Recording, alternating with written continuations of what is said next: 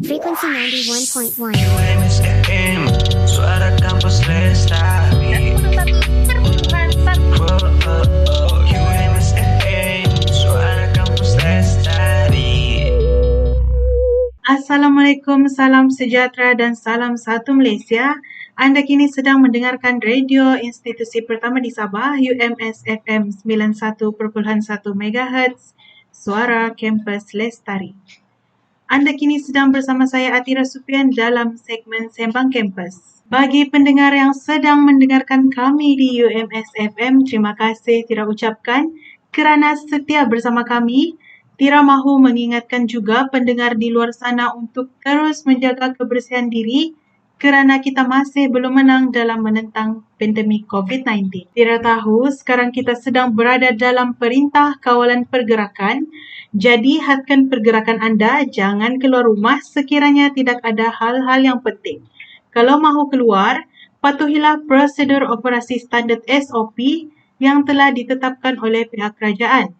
Guna pelitup muka dan cecair sanitasi tangan sekiranya keluar daripada kediaman anda. Seperti biasa, hari ini kita ada slot majalah radio bersama Tira dalam segmen Sembang Kampus.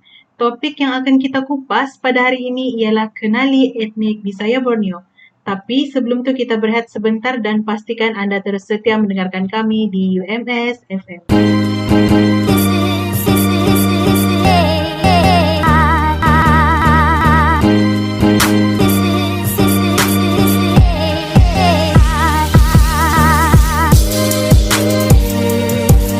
Anda masih lagi bersama saya Atira Sufian dalam Sembang Kampus UMS FM 91.1 MHz Suara Kampus Lestari.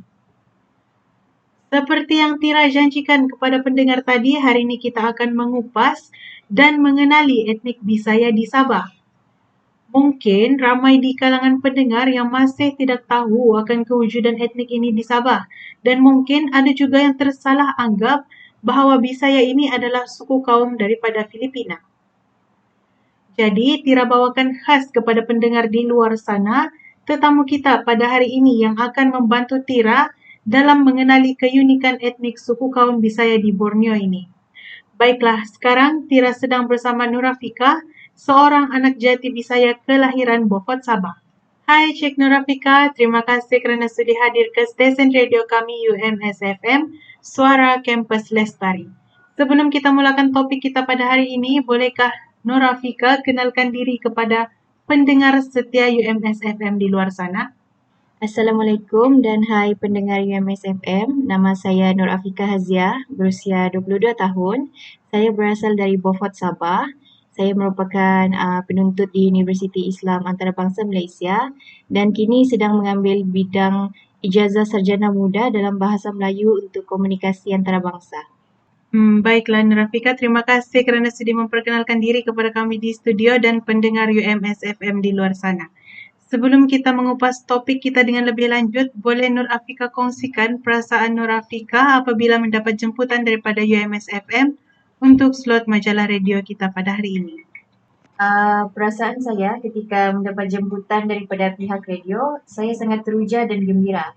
Saya tidak sangkalah saya diberi kesempatan untuk berkongsi mengenai suku kaum Bisaya secara umum seperti ini.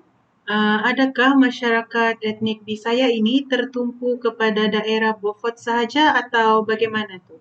Sebenarnya, etnik Bisaya ini bukan sahaja tertumpu di daerah Beaufort, tetapi juga terdapat di kawasan daerah lain, contohnya Sungai Padas, Sungai Kelias, wilayah Persekutuan Labuan dan juga Sungai Limbang di kawasan Sarawak. Jadi maksudnya Bisaya ni dia tidak tertumpu di suatu kawasan sajalah. Boleh Nurafika kongsikan sedikit dari mana datangnya perkataan Bisaya itu sendiri? Okey, sebenarnya perkataan Bisaya ni kalau mengikut kepercayaan orang dulu-dulu, asalnya dari perkataan Bisaya yang maksudnya lelaki tampan ataupun wanita cantik. Kalau diikutkan sehingga ke hari ini pun, Bisai ni maksudnya cantik, baik, tampan dan elok. Ia ni pula maksudnya dia. Bisaya. Tapi kan kalau diikutkan pun memang sesuai lah perkataan Bisaya ni ditukar menjadi sebuah etnik Bisaya sebab apa yang Tira perasan, kebanyakan masyarakat etnik Bisaya ni cantik, tampan, Bukan etnik Bisaya sahaja tetapi etnik lain pun cantik dan tampan juga kan. Biasalah kita di Sabah ni hidup dalam kepelbagaian etnik. Ya, betul tu. Lagi satu, Bisaya ni dia banyak persamaan dengan suku kaum dusun Tatana dari segi bahasa percakapan. Persamaan dari segi bahasa, boleh Nurafika cakap sedikit dalam bahasa Bisaya? Oh, boleh. Bahasa Bisaya yang saya tahu, Nakuro ko kidum-kidum ataupun Modok nio si ani. Boleh Nurafika kongsikan apakah maksud perkataan yang Nurafika sebut tadi tu? Nakuro tu maksud dia kenapa. Kidum-kidum tu maksud dia senyum-senyum. Jadi maksud ayat tadi tu, kenapa kau senyum-senyum? Lebih kurang begitulah. Untuk ayat kedua pula, Modok nio si ani, maksudnya tertidur sudah si ani. Yang tadi saya maksudkan persamaan dari segi bahasa dengan bahasa dusun. Modok tu dalam dusun pun maksud dia tidur. Oh, begitu. Sangat menarik untuk dipelajari. Saya pun baru tahu rupanya bahasa Bisaya ni ada persamaan dengan bahasa dusun. Ya, betul. Jadi, pendengar semua bolehlah belajar serba sedikit mengenai bahasa Bisaya. Mana tahu nanti ada yang berjodoh dengan suku kaum Bisaya. Wah, betul apa yang dikatakan Cik Nurafika kita tadi tu. Bolehlah pendengar catat manalah tahu jodoh kita dengan orang Bisaya kan.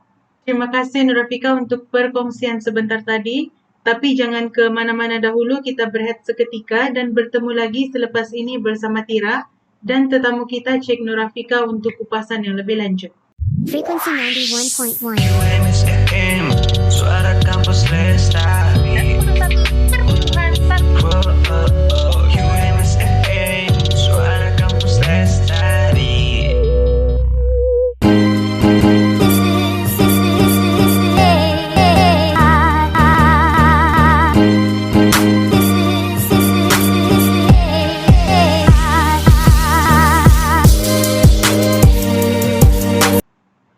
Anda kini kembali lagi bersama saya Adira Sufian dalam segmen Sembang Kampus UMS FM, Suara Kampus Lestari. Kita masih bersama tetamu jemputan kita Cik Nurafika yang akan berkongsi dengan lebih lanjut mengenai etnik Bisaya di Borneo. Baiklah Cik Nurafika, terima kasih kerana masih sudi bersama kami di stesen radio UMS FM. Setiap etnik mempunyai makanan tradisi yang tersendiri.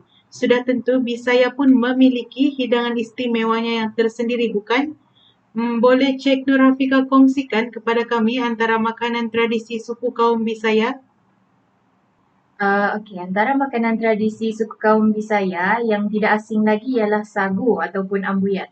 Tapi ambuyat ni bukan sahaja untuk kaum Bisaya, tetapi juga dikongsikan dengan beberapa suku kaum yang lain yang juga terdapat di Sabah. Selain itu, ada juga makanan tradisi Bisaya lain seperti kubal ataupun kubol yang diperbuat daripada sagu dan isi kelapa. Kalau di daerah Sungai Padas, ada seorang usahawan yang menghasilkan kubol dan dijadikan sebagai produk makanan untuk dijual. Tira sendiri pun sebenarnya belum pernah makan kubol ni. Boleh Nurafika kongsikan kepada kami apakah rasa kubol ni? Kubal ni sebenarnya rasa dia sedap, ada rasa manis-manis sebab dicampur dengan gula. Kubal ni juga dia boleh dimakan dengan pisang mentah. Kubol ni dia sejenis kuih atau macam mana tu? Kubal ni dia sebenarnya bukan sejenis kuih tapi dia adalah sejenis serbuk. Oh, begitu. Mungkin lepas ni Tira bolehlah cari makanan tradisi Bisaya ni kan? Okey, baiklah. Seterusnya, Tira mahu bertanyakan mengenai adat perkahwinan bagi suku kaum Bisaya di Sabah.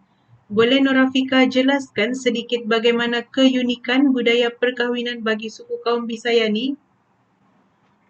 Sebelum ni, Tira pernah dengar mengenai upacara selepas perkahwinan bagi suku kaum Bisaya. Adakah upacara tersebut masih relevan sehingga ke hari ini? Ya betul, upacara ni sebenarnya masih lagi relevan, cuma kebanyakan masyarakat suku kaum Bisaya ni dia telah berubah mengikut peredaran zaman. Tapi kalau ingin saya kongsikan mengenai upacara tersebut, lepas upacara perkahwinan ada dua adat, iaitu bagu atis ataupun basuh kaki, iaitu bagi membebaskan kedua pasangan ini daripada pantang larang yang telah ditetapkan kepada mereka sepanjang zaman bujang. Upacara kedua pula ialah nguli angai yang dilakukan bagi menandakan kepulangan kedua pasangan ini pertama kali ke rumah si suami secara rasmi. Baiklah, itu dia sebentar tadi perkongsian daripada Cik Nurafika mengenai etnik Bisaya di Sabah ni. Terima kasih sekali lagi saya ucapkan kepada Cik Nurafika kerana sudi berkongsi kepada kami di studio dan juga pendengar yang lain mengenai keunikan etnik Bisaya di Borneo ini.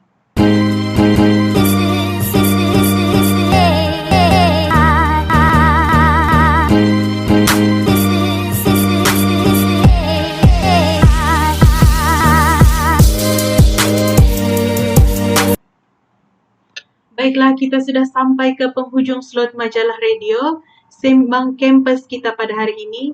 Slot tadi membawakan kepada anda untuk mengenali serba sedikit mengenai kewujudan suku kaum Bisaya di Sabah. Terima kasih kerana sudi menemani Tira sehingga ke penghujungnya. Teruskan mendengar UMS FM 91.1 MHz, Suara Kampus Lestari. Assalamualaikum dan bye-bye.